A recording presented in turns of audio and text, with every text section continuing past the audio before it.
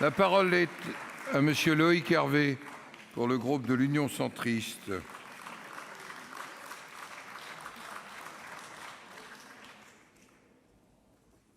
Vous avez la parole. Merci Monsieur le Président, Monsieur le Ministre, Monsieur le Président de la Commission des lois, Madame et Monsieur les rapporteurs, chers collègues. Ce projet de loi dont nous venons de terminer l'examen après 45 heures de séance porte l'ambition de favoriser l'engagement dans la vie locale et la proximité dans l'action publique. Tout un programme. Mais ne l'oublions pas, ce texte est le fruit d'un contexte. Car s'il eut un mérite, le mouvement des Gilets jaunes a permis à notre pays de redécouvrir ce que représentent vraiment les maires et les communes. Quand les uns sont les sentinelles de la démocratie, les autres sont les citadelles de la République. Et dans un pays où les corps intermédiaires sont affaiblis, le pouvoir exécutif s'est naturellement tourné vers les représentants les plus proches du terrain pour recoudre le tissu social. En loyaux soldats du bien commun, les maires ont répondu présents, comme toujours. Et la commune s'est retrouvée être, une fois de plus, une petite république dans la grande, pour reprendre une expression chère au président du Sénat, Gérard Larcher. Finalement, une petite république au service, voire au secours de la grande.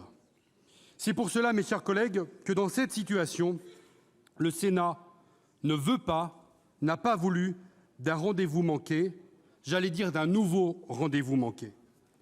Avec la méthode et la constance qu'on lui connaît, la Haute Assemblée a donc voulu enrichir le texte en se fondant sur les travaux menés ces derniers mois, notamment par la Commission des lois et la délégation aux collectivités territoriales, et qui ont été souvent soumis au vote du Sénat et si peu souvent repris à l'Assemblée nationale. Je veux à cet instant féliciter nos rapporteurs, Françoise Gatel et Mathieu Darnaud, qui se sont imprégnés du texte du gouvernement, en ont partagé les finalités et ont su nous proposer une mouture à la fois fiable et enrichie.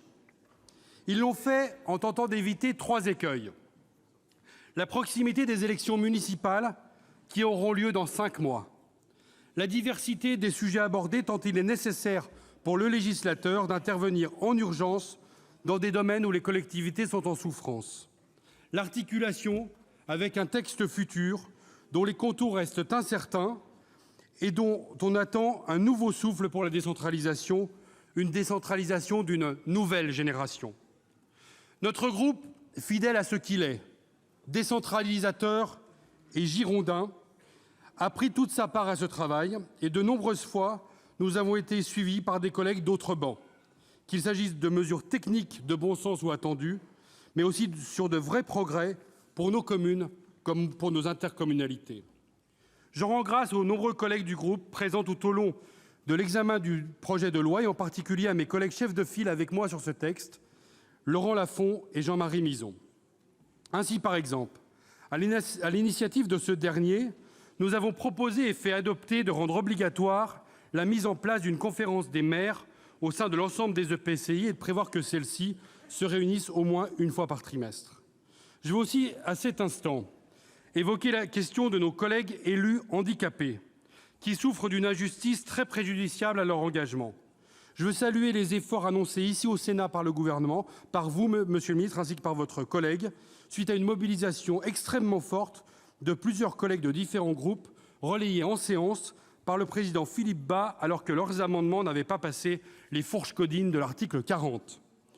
Je ne peux à cet instant que relayer auprès de vous, monsieur le ministre, les inquiétudes de nos collègues polynésiens, très attachés au principe d'égalité, sur l'applicabilité du titre 4 à la Polynésie française. D'autres sujets brûlants mériteront d'être retravaillés. Je pense notamment à la question de l'égalité entre les femmes et les hommes dans les fonctions exécutives et électives exécutives. Nos débats ont démontré que les attentes sont fortes et légitimes. J'ai le ferme espoir que des réponses pourront être apportées d'ici les élections de 2026. Enfin, et sans pudeur, et à quelques semaines de l'arrivée ici du projet de loi de finances pour 2020, vous savez, monsieur le ministre, que le sujet qui a été évité sciemment dans ce texte est le sujet financier. Pour guérir les irritants de la loi NOTRe, vous n'êtes pas sans ignorer que la meilleure des pommades se veut sonnante et trébuchantes. Je le dis ici avec humour, mais aussi avec gravité, car c'est un sujet sur lequel les élus locaux nous interpellent constamment, surtout lorsqu'ils découvrent que l'intercommunalité pourra rendre des compétences à ses communes et que les conséquences seront financièrement non négligeables si l'on ne corrige pas le mécanisme de l'intégration fiscale. Mais ils prennent aussi conscience, quand on parle de leurs indemnités, du fait que c'est le budget communal, et lui seul, qui financera leur éventuelle augmentation. Et vous savez très bien ce que c'est, monsieur le ministre, qu'un budget d'une commune de moins de 3 500 habitants. Voici 2 exemples pourtant très différents qui démontrent, s'il le fallait, que l'accompagnement financier de l'État est le corollaire indispensable de nombreuses mesures annoncées dans ce texte et qui risqueraient sans cela de ne rester que des annonces. Avant de conclure, je voudrais vous dire, dans la droite ligne de ce que vient de dire le président Claude Malhuret, que nous pourrons voter toutes les lois du monde. Celle-ci comme la suivante. Rien ne changera vraiment, aucun effet ne sera ressenti si la relation de l'État avec les collectivités locales n'est pas repensée fondamentalement, si les services de l'État dans les territoires ne font pas, eux aussi, leur aggiornamento. Encore hier, je m'arrachais les derniers cheveux qui me restent en lisant, monsieur le ministre, une lettre adressée à un maire de mon département. Et je la trouvais tellement loin des objectifs que vous professez ici avec une vraie sincérité. Il y a nécessité de voir les notions de liberté, de souplesse, de différenciation s'infuser, irradier toute l'administration territoriale de l'État. Alors, monsieur le ministre, autant dire que nous comptons sur vous, dans la suite de l'avis de ce texte et en perspective de la commission mixte paritaire, pour préserver les avancées du Sénat, trouver d'ici là les réponses aux nombreuses et légitimes interrogations que le débat a légitimement soulevées. Alors, en signe de cohérence avec l'ambition affichée de ce texte, de confiance dans l'esprit qui a conduit à son écriture, et en comptant sur les nombreux engagements que vous avez pris, les sénatrices et sénateurs du groupe de l'Union centriste voteront ce texte pour favoriser l'engagement dans la vie locale et la proximité dans l'action publique. Je vous remercie. Merci, monsieur Hervé. La parole est maintenant à Mathieu Darnaud pour le groupe Les Républicains.